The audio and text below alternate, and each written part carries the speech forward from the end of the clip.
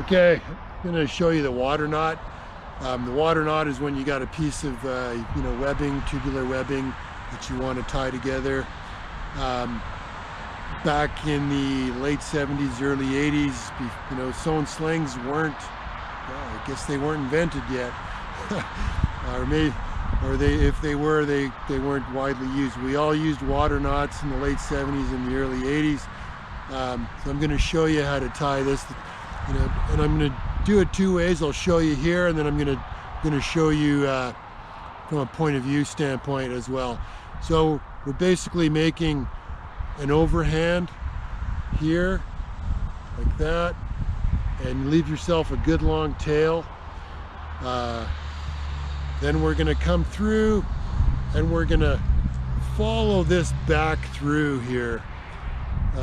So from the loose end, we're following that one back, back through. So I'll just retrace that back around. I need a bit more.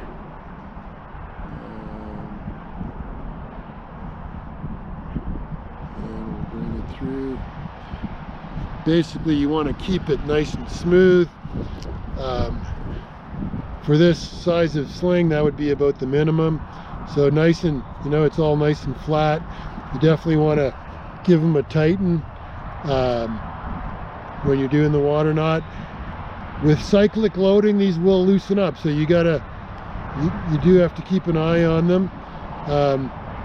You don't want to get the tails too short, because when the tail disappears through there, it's definitely gone. So now we'll show you point of view here. So first thing is we're just doing a simple overhand. We're keeping everything nice and flat. Better to err on the side of too long of a tail. And then we're going to come around, get the other end, and we're just going to follow, here's the loose end. We're just going to follow that, back through here. And again, so you want to keep everything nice and flat, and follow it back around and through, and then tighten it up, and there we go. Everything's nice and smooth. There's no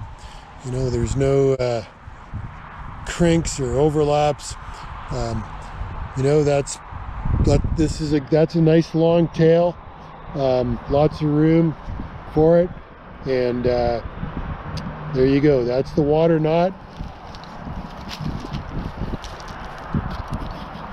And the water knot is for tying webbing together.